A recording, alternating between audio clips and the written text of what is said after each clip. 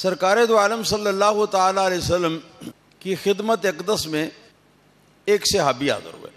مدینہ منورہ کی جو مسجد نبوی سے دور کے محلے تھے ان محلوں میں سے کسی محلے سے, اور عرض کیا کہ یا رسول اللہ صلی اللہ تعالی علیہ وسلم, آپ نے جو ہمارے محلے میں امام دیا ہے, میں اس کی ابتدا میں رات کو عشاء کی نماز پڑھنے کے لیے حاضر ہوا.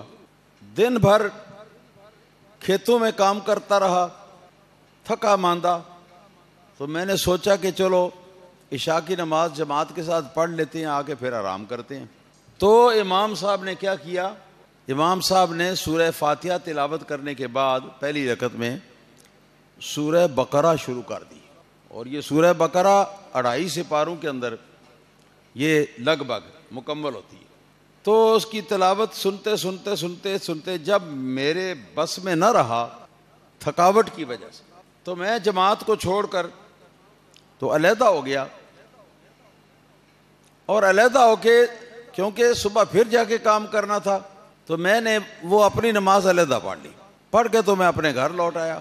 تو صبح کو یہ پتہ چلا جب نماز میں گیا کہ لوگوں نے میرے اس کام پر بہت نکتہ چینی کی ہے, اور لوگوں نے یہ کہا ہے کہ یہ فلاں شخص جو ہے نا یہ منافق ہے, اس لیے کہ منافقوں پر نماز جو ہے نا وہ بھاری ہوتی ہے.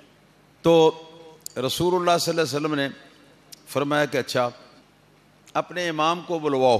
تو بلوا لیا گیا, اور سرکار نے ارشاد فرمایا کہ اس شخص نے اس طرح واقعہ بیان کیا ہے, کیا یہ صحیح ہے؟ انہوں نے عرض کیا کہ حضور ایسا ہی ہے کہ میری طبیعت میں نشاط تھا, میں چاہتا تھا کہ ذوق و شوق کے ساتھ میں زیادہ تلاوت کروں نماز کے اندر, اور نماز تھی عشاء کے فرض کی. تو رسول اللہ صلی اللہ علیہ وسلم نے سن کے آپ نے فرمایا کہ افتان انتا, کیا تم فتنہ گری کرتے ہو؟ فتنہ گری, کیا تم فتنہ گری کرتے ہو؟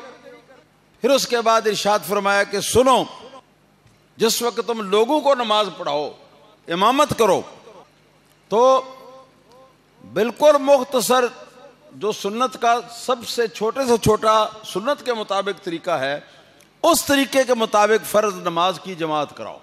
فَإِنَّ مِنْهُمْ فَإِنَّ فِيهِمُ الْمَرِيضَ, کیونکہ جماعت کے اندر کوئی بیمار بھی کھڑا ہوتا ہے جس سے برداشت زیادہ لمبا قیام نہیں ہوتا.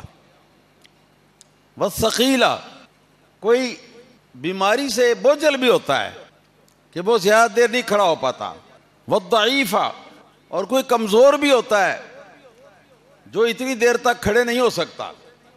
وَذَا الْحَاجَةِ, اور کوئی ایسا بھی شخص ہوتا ہے کہ جس کو واپس جا کے کوئی ضروری کام کرنا ہوتا ہے.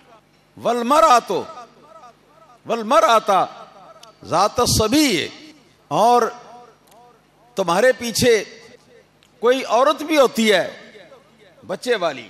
عورتیں بھی اس زمانے میں نماز پڑھتی تھی نا مسجد کے اندر, ان کی صف میں مردوں کی صفوں کے پیچھے ہوتی تھی. تو یہ عورتیں بھی آپ کے پیچھے ہوتی ہیں, تمہارے پیچھے ہوتی ہیں عورتیں بھی.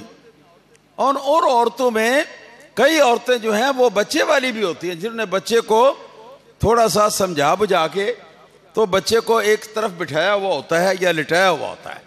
ہاں جی, تو اگر وہ وقت زیادہ گزر جائے تو بچہ رونا چلانا شروع کر دے گا, اور جب رونا چلانا شروع کر دے گا تو اس کی ماں کا دل جو ہے نا وہ تو اس طرف ہوگا, اور بظاہر وہ تمہارے ساتھ وہ رکوع سجود کر رہی ہوگی.